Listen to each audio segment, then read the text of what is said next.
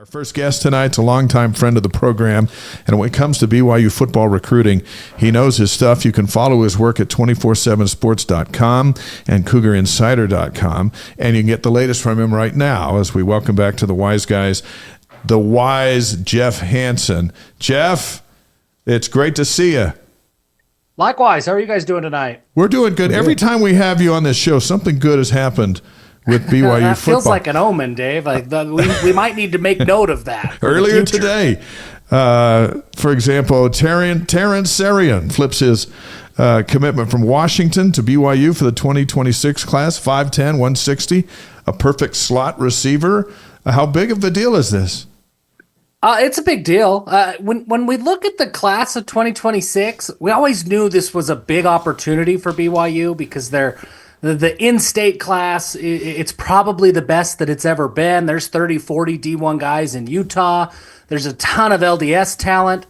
But this is a big deal for outside of that, right? Terren Serion comes. He's from out of state. He's not a member of the church. He was committed to Washington before, and BYU comes in and flips him. That's kind of a message to the recruiting world that, hey, BYU's growing up a little bit. Like, they can get outside of their backyard to go and get guys to come and play. They can steal players from the backyard of the big dogs like Washington where they were committed. It's a big deal from a messaging standpoint. I think it gives BYU and Kalani, that coaching staff, some credibility as they try to broaden their recruiting pool in the future. But it's also a big deal for this class. I mean, Serion is a really, really good player. I think he's a little bit raw. He needs to get bigger. There's no question. At 160 pounds, he's going to have to get a little bit more physical. I think he needs to improve that top end speed a little bit. But he reminds me a lot of Cody Epps, the way that he is able to maneuver in space and get open. I think he's a really good fit for this offense. I was thinking maybe even some Parker Kingston in him, size wise and speed, playing that slot spot. Yeah, I think that's fair. I think Parker's probably got him on the top end. I don't know that Terrance is a true burner who's going to get behind the secondary and just run away from everybody. But his route running is already really, really special. His ability to come in and out of his breaks and get open, it's something that at times, historically, BYU's really struggled with. They play bigger, faster, more athletic secondaries, and all of a sudden the wide receivers just aren't open. They need a guy like Serion who can just come in and create space no matter what the situation is, and I think that's what he brings to the table. Do you think this flip is just the momentum of BYU and the success that it's had over the last couple of years, or do you think this has to do with opening up the wallet and paying players? I think there's a lot. I think that being competitive in that NIL space, look, trying to dismiss or downplay the role of money in recruiting anymore is foolish. It's a big deal. There's no question. There's also a lot of ties. Brock Harris plays on the 7-on-7 team with Terrance Sian. He knows Fessy. He understands his role within the offense. I think there's a couple of other guys, Jaron Pula, Kenan Pula, that BYU would love to flip from UCLA that are also on that 7-on-7 team. So I think all of that other stuff, that NIL, all of that plays a role for sure. But there's also a level of comfortability with BYU that I think a guy like Terren Serion brings because he knows so many guys that even though he's from out of state and not a member, he's not a complete outsider who's going to be all by himself on day one. I think that helps BYU here as well. On the broader side of things, whether it's the transfer portal or these high school kids coming in the future, how do you describe this time that we're in for Kalani Sitake and his football program? I think it's fun. I think the coaches have got to be having a ton of fun. Look, recruiting's a grind. I mean, recruiting can be an absolute slog at times, and it's really deflating to invest multiple years into a player only to see them sign with somebody else on signing day. And throughout those independence years, that happened a lot because, it was independence. It was different. Somebody had come in from the Pac-12 or wherever and throw an offer late, and that was really appealing for a lot of players. And so I think for BYU right now, the fact that they're at the table with these guys, they've got the NIL to be competitive, and they've had the success on the field, Kalani's a recruiting guy. He always has been. He was a dynamic recruiter at Utah when he was there. Yeah. He came to BYU with a lot of energy. But I think you could kind of see it. I think if you gave Kalani and the coaches truth serum, they would tell you that, yeah, recruiting got really, really tough, and it was really, really hard to invest and go all in on some of these big dogs when you knew that there were bigger name schools that were going to come in late. I think they feel, I don't know, to me it feels like they're reinvigorated and they are competing with anybody. They don't care who else is chasing these guys. They feel confident in their abilities to establish a relationship. They feel confident in BYU's ability to support from a financial component, from a football component, from an education, whatever else it is that is important to a player. So I think they're having fun. I mean, these are recruiting coaches that are now being able to recruit with a full deck of cards, and I think that feels really good for them. I think also there's a component in there for making sure that the guys that are out of state and not LDS have the resources and the tools that they need to be successful as well. Because there's times I remember when I played back in the day, where we would bring a kid up like, hey, I have a teammate from junior college that's interested, and coaches would be like, there's no way that kid can make it here. Right. like there's no way. So I think there's a little bit of that as well. And again, Jeff, I don't know if you're listening earlier. It's just so shocking to me. Every other day, it seems like there's a new commit, a 3-star, 4-star, 5-star.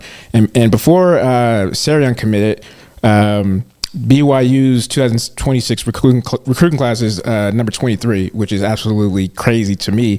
And that would be the highest in program history.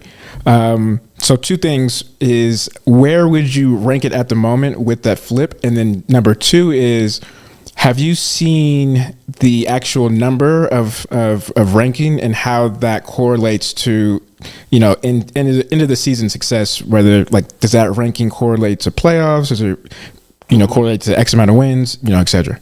Yeah, so let's tackle the first question. Where first of does all, BYU sit now? Jeff, first of all, that was the longest question in the history of the show, Bilo. Is my CTE, my CTE is acting up again. We've all witnessed history here tonight. I just didn't want that to go unnoticed. All right, Jeff, carry on. I'm glad I could be a part of it. So I think the BYU's class right now, it's funny. The transfer portal kind of changed the way recruiting rankings work. I think the answer to your second question, Brian, I think that 5 years ago, before the portal became crazy, where so many schools were putting half or more of their attention into the transfer portal, yeah, I think you could say that those numbers, that you really had to have 2 or 3 years in a 4 or 5 year span where you were a top 20 type of a recruiting school in order to get to the playoff.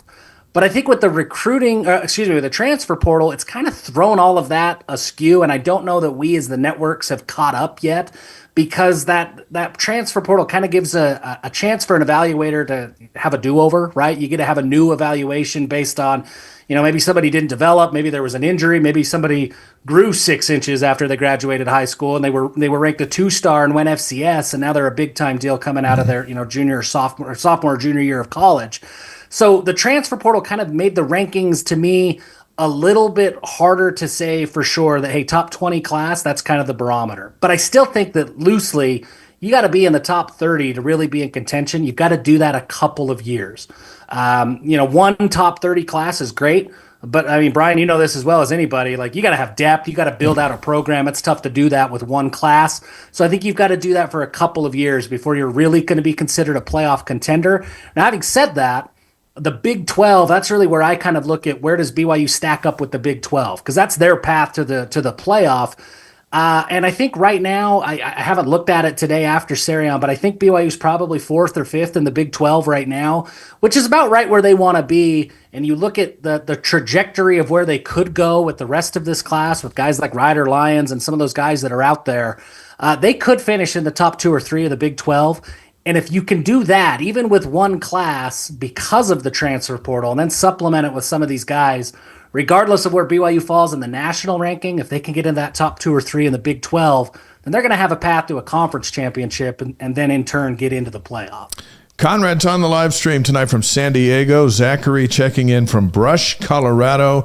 He says, home of the most enthusiastic Cougar fan in the country, which is perfect because we've got BYU football recruiting insider Jeff Hansen on the Wise Guys, presented by Brady Plus and distributed by the Deseret News. Let's talk about Ryder Lyons.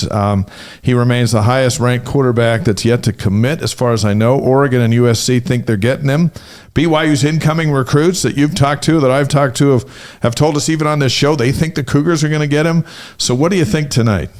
Yeah, I think there are 3 schools that all think they've got him, and if you're Ryder Lions, it's exactly where you want to be. I mean, I think it was Jake Caressa who told me once that the smartest advice he ever got as a recruit was just to commit to everybody and then figure it out at the end of the day. So yeah, I think there's 3 schools that feel really good. I think Oregon, USC, and BYU all feel like they are number 1 right now. I think BYU's in it as much as anybody. I don't know if they're number 1, but they're not number 2, right? It might be a 1A, B, C thing, but they're not behind anybody right now. From an NIL perspective, they're going to be as competitive as anybody else. So that's good. That's a big deal just in general for anybody, but that's a big deal for Ryder. That's going to be a big variable, I think, in his recruitment. The opportunity for Ryder is also pretty high. Of coming in and being a high-profile guy in Utah, I think there's a lot, and I think the Lions family sees that there's a lot of opportunity, regardless of what an NIL package is from BYU. Yeah. The opportunity to come and be part of this community as that high profile of a quarterback, there's a lot of opportunity there. And I think that the way that Jake Retzlaff has developed this last season, that has really spoken really loudly to Ryder Lyons. I think a year ago, BYU was an afterthought. But the way that A-Rod and Matt Mitchell and this coaching staff helped Retzlaff develop, when you watch the way Jake plays the game, there's a lot of similarities to the way that Ryder Lyons plays the game. I mean, they aren't too different. I think Ryder Lyons has an extremely high upside, but just the way they see the game, the way they evade pressure, they use their legs to extend plays, there's a lot of similarities there. And I think that I think that Ryder has seen Jake and seen that development and thought, okay, plug me into that system and I can be really, really good.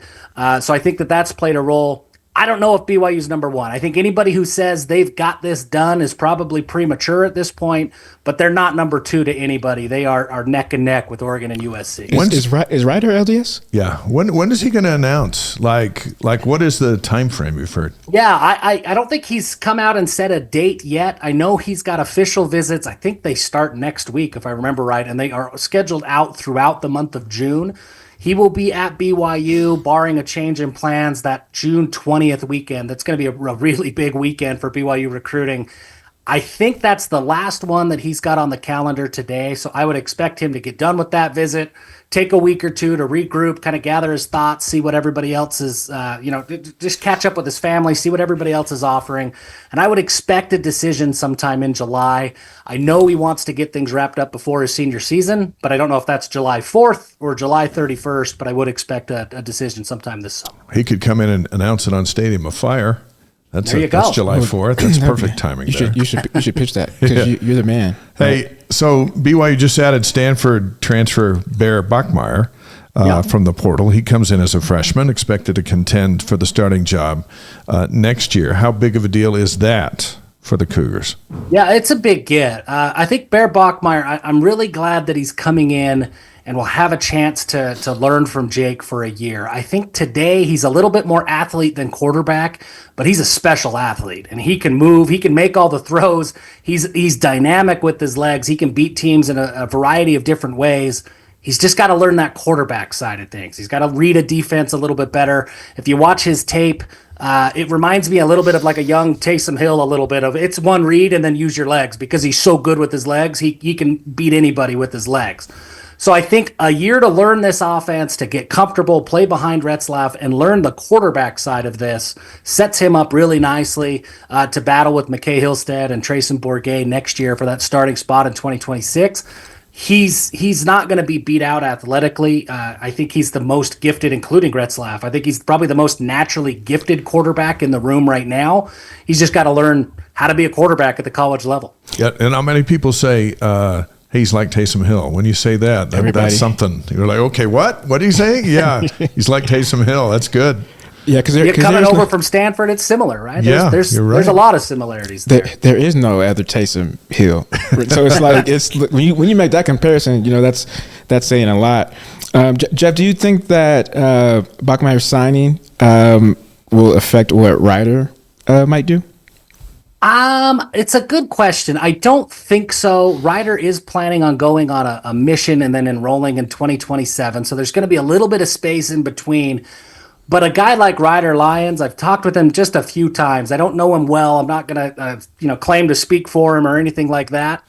But I don't get the vibes that he's ducking anybody. I think he thinks he can beat out anybody in the country as soon as he walks in. So I don't think he's going to be too spooked by competition. I think he'll feel pretty confident going in against anybody. Who else is on the radar for BYU, Jeff, that you're watching?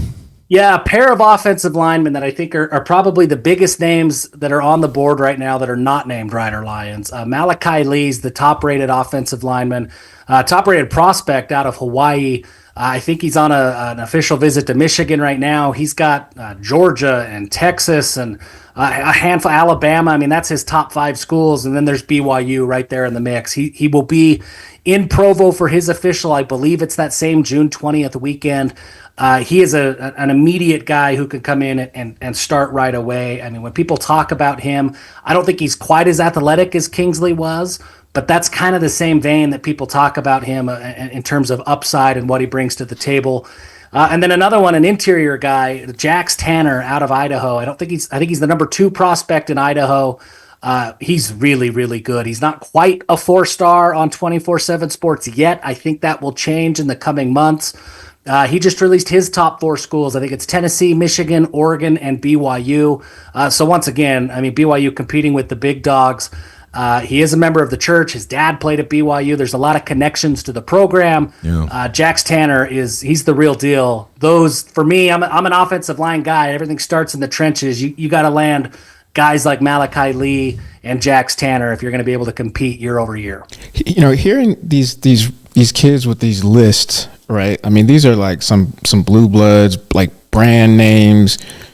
You grow up playing NCAA, college football on PlayStation, and you're playing with these teams. So to hear BYU being associated with these lists are crazy.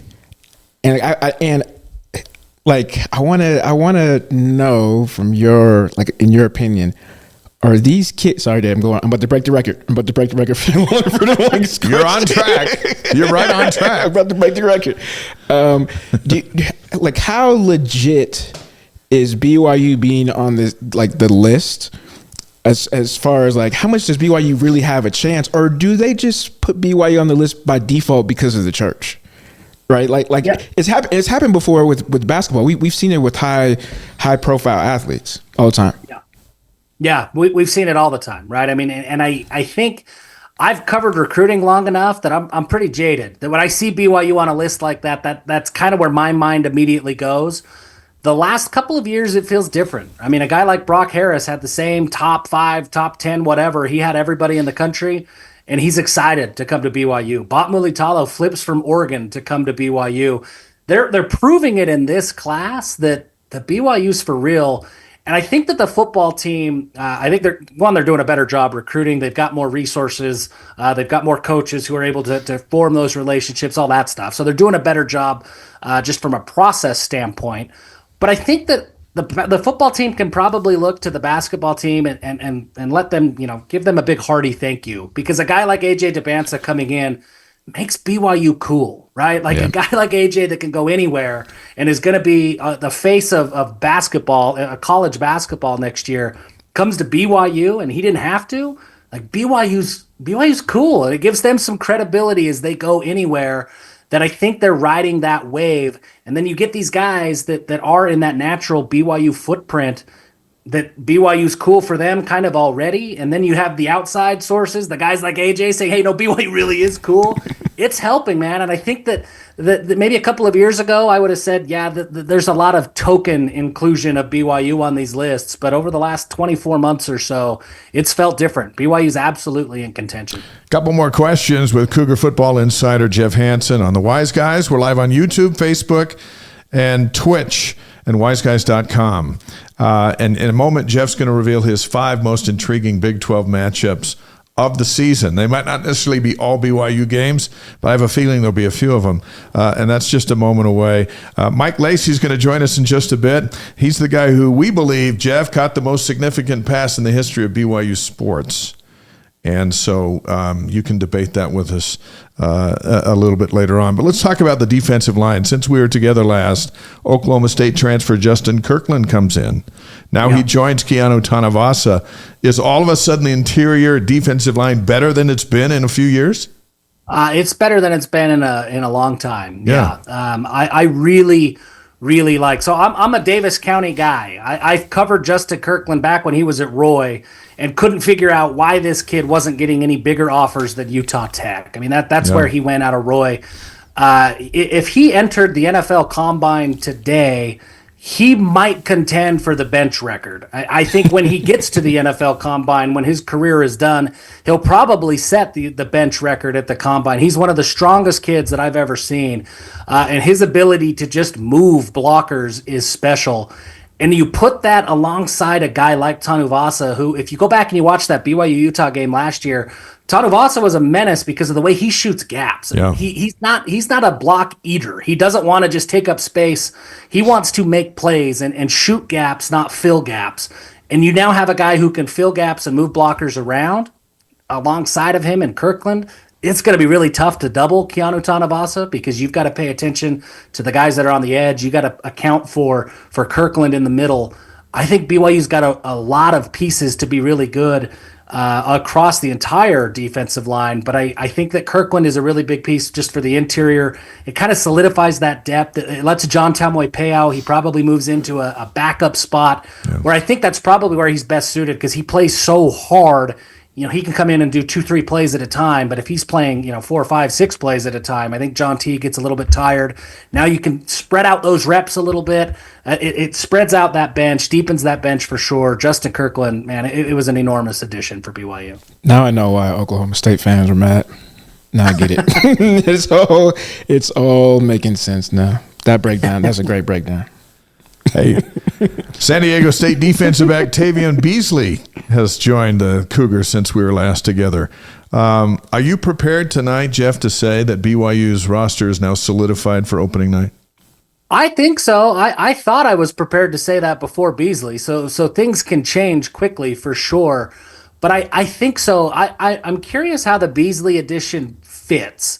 Because if I was just looking at the roster, I would have said BYU probably needs a corner. Yeah. They added a guy who's only played safety throughout his college career. I feel like that safety room is pretty well stocked. Yeah. I know that they originally recruited Beasley as a cornerback. I know Gennaro had a relationship with him coming out of high school. That's been a few years. So I'm curious how he fits into the mix. Maybe he's a nickel guy, and that's where they see him fitting. But I think so, Dave. I think at this point that roster is set. Maybe they throw in one late addition, and it is a corner, but I think that Beasley takes up that spot. I think you're right. I haven't seen his film yet, but just initially, as you were breaking that down, I was like, yeah, we're good. Safeties are good. So, and you think about Jacob Robinson leaving, right? Even though he played corner, but he was the starting nickel as well. So I could see, Beasley coming in and taking that nickel responsibility, over for Jacob. Sure. Yeah, could be. Yeah. Hey, ESPN ranks the Cougars number 10 in their post-spring practice poll. Where would you rank them? I think that's about right. I mean, I'm always a little bit skittish to go too high. 10 feels really high to me. But it's hard to argue against it. Returning quarterback, they bring back so much from a skill position standpoint. The defense, that linebacker core is going to be up there with the best in the country. We just talked about the defensive line. The coaching staff all comes back, and I think in the transfer portal era, continuity is the most valuable asset year over year because there's so much new for everybody. New rosters, new players, new homes, and getting used to new environments. Coaching staffs are always changing. But for BYU, man, I mean, it's more of the same next year. And so I think that continuity is going to be incredibly valuable. So it's hard to argue against 10. It scares me a little bit. I like being the underdog and sneaking up on people. But I think that's about where I'd have them. Yeah, those days of being the underdog sneaking up might be behind us. Yeah. Sylvia from Wisconsin has joined the stream just in time for 5 questions for Jeff, presented by Strategy Square. Add some muscle to your company's social media presence with Chantal at strategysquare.co. Tonight, Jeff will reveal his top 5 most intriguing Big 12 matchups of the coming season. 5 down to 1, with 1 being the most intriguing. You ready? I'm ready. All right. Who do you got number 5 out of the gate? Yeah, number 5, I think it's their Big 12 opener. Arizona State will go to Baylor and play at Waco. That, to me, is the first. I think Arizona State's non-conference schedule is fairly soft. That's the first real test for Sam Leavitt to prove that it's Sam Leavitt's offense. It wasn't Cam Scadaboo's offense. And so I think that's a huge test. I think Baylor's going to be really, really good this year. That game's going to be a ton of fun in Waco. I think it was Scadaboo's offense is what I think it was. I think it was too. 100%. I'm glad to see him moving on, to be honest. All right, number 4. Number 4, I got Texas Tech when they come to Utah. Texas Tech, if you haven't seen what they've done in the transfer portal, they have added talent on talent on talent. I mean, I think it's the number 1 portal class, and they just keep adding more. They are bringing a lot of NIL dollars to the table, and they're throwing them around in the transfer portal. So there's a ton of talent in Lubbock. Utah obviously had that down year last year. I think they're still a really talented team, especially in the trenches. If they could figure things out offensively, I think Utah's going to be pretty good. So this is 2 teams that should be good, should be better than they were a year ago, that got to figure it out on the field at Rice-Eccles Stadium. I'm excited to watch that one. Okay. All right. Number 3. Number 3, now we get a little bit more, we get to at home a little bit. BYU at Iowa State. That's the game I feel like we all wanted to see last year. Right. I'm excited to see it this year. I wish it was in Provo, but that environment, we've seen it at basketball. Ames is crazy, and those football games are going to be fun. I think that's going to be a really fun game. I don't like playing there. I don't like playing them. I mean, they're always a very physical team. Yeah. They remind me of old school BYU, where hey, we have to beat our opponent based off of outworking them, right? So the physicality they bring in, and I'm not saying there's nothing to do in Provo, because there's tons of stuff to do in Provo, but I don't really know what there is to do in Iowa. So when you think about the support and just the fanatics that those fans are, plus most of them probably aren't going to be sober, so it makes things even more chaotic, and it's just hard. It's just hard environment to play it. Sorry, I'm sorry. It's my CTE. It's going to be one of the games of the year for sure, and there could be a lot riding on it for where it sits in the season. All right, what do you got for number 2? By the way, Michael's in from Beaumont, Texas, just in time to hear your number 2 most intriguing Big 12 game of the season. Number 2, it's a trip to Texas when BYU goes to Lubbock to play Texas Tech. Again, all of that talent that Tech has, all of that experience that BYU has. And Lubbock's not an easy place to play. No. And I think that the fans in Lubbock are going to be more into this team this year than they have since maybe Mahomes was there, because of all the talent that's there. I think that's another crazy environment, super talented team. I'm excited to see that one. Okay. All right. That leads us up to the number 1 most intriguing Big 12 game of the year. I have a feeling I know what you're going to say, but I'm going to wait. So who's your number 1? Yeah, shouldn't surprise anybody. The Holy War this year in Provo for the first time in a while. BYU riding 2 games. Anybody can win 2 games in a row. 3 games is a winning streak. So it's a big one for BYU. I think the roles have reversed, right? I mean, Utah is a little bit the underdog, the overlooked, and you know that Witt's going to lean into that. I'm excited, man. I'm excited to see what this game looks like. I think Utah, whether they're good or bad, it's the same argument we made for 10 years when BYU was getting beat every year. Yeah. This game is going to come down to the last possession no matter what. It's going to be exciting, and it'll be fun to have it here at LaVell Edwards Stadium with all of that. Those are 5 good ones. How about, as a bonus, Iowa State, Kansas State, August 23rd in Dublin. Where would you put that game? I love that game. Farmageddon's a ton of fun. I hate that they took it to Dublin. That's one of those games that I want to see at a home field environment. Mm-hmm. And maybe it's the first second game. And it's the first game. It is. It just feels weird to me because I think that's probably the Big 12's second biggest rivalry game. So to put that in a different country in a week 0 game, I don't love that. So it fell outside of my top 5 just because of where it's being played. But in terms of those two teams, man, I mean, there's a ton of talent. That's going to be a lot of fun. Those two fan bases don't like each other at all. That's a fun game. Yeah, you got us ready for football this weekend. That was we love when you come on the show. So much knowledge, enthusiasm for the game, and you're among the best at what you do. So thank you so much for hanging out with us tonight. Well, I appreciate it. Thank you guys for having me on. You can follow Jeff at 247sports.com and CougarInsider.com, and of course at Rakoto10 on X. Thank you for being with us. We'll talk to you soon. Appreciate you guys. We'll see you. Jeff Hansen. I told you, Bilo, he knows his stuff. Yeah, Thank you for watching The Wise Guy. If you like what you're watching, you can help us out by subscribing and hitting that notification button.